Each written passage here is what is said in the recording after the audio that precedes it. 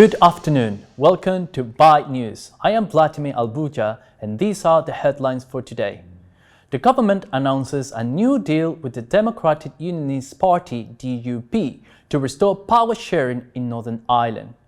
The Prime Minister promises justice for the victims of the post office scandal. And the Mayor of London launches the discounter fares on Fridays. This afternoon, the government is publishing its plan to share power with the Northern Ireland Assembly. The Minister for Northern Ireland, Chris Heaton-Harris, is currently setting out the plan in front of the ministers in the House of Commons. Here is what he had to say. I'm also pleased now to be able to outline today the package of measures we are announcing, which has four key elements. First, it further protects Northern Ireland's place in the United Kingdom by demonstrating our commitment to restoring power sharing so that it has the broadest support from across the community in Northern Ireland.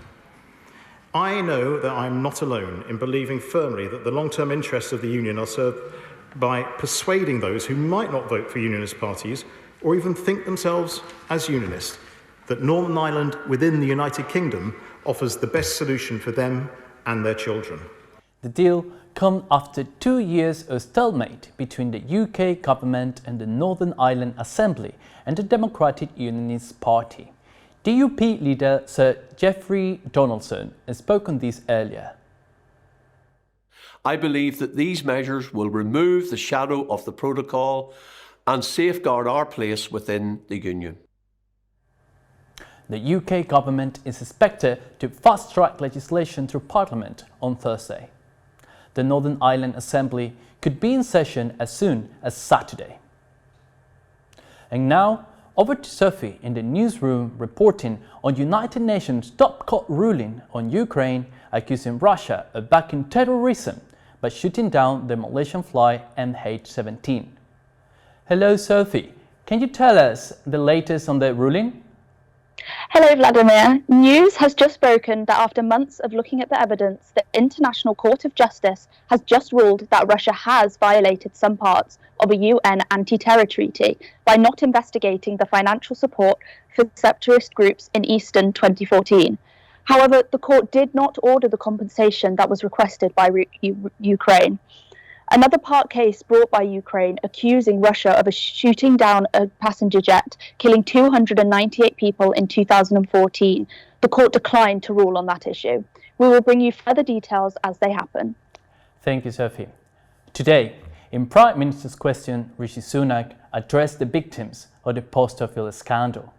As the Post Office Horizon public inquiry continues in Northern Ireland, testimonies has been given this week by Freddie Leslie Thorpe, a former post office investigator involved in the criminal investigation of Alan McLaughlin and Maureen McKelvey. The Prime Minister has expressed his support for the victims on his own words as miscarriage of justice.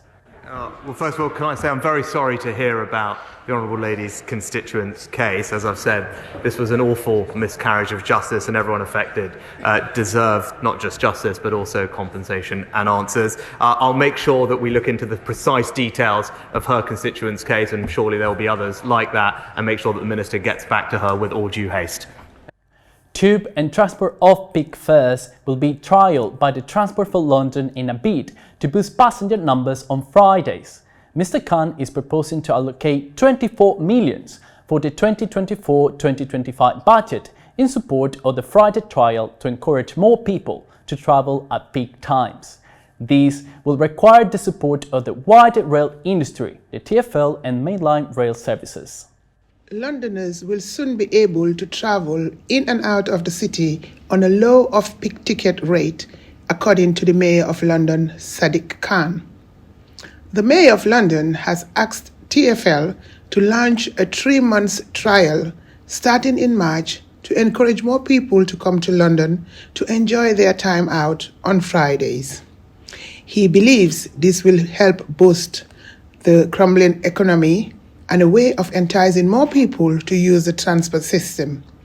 Transport for London reported 85% usage before the pandemic, with Fridays at 73%.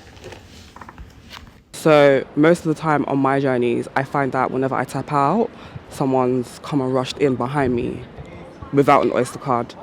And I think that's unfair for somebody like me who's actually put money on my Oyster card to pay for my travel, and the person just goes behind me for free. I don't think that's fair. I don't think that's okay. But we go like off fairly often.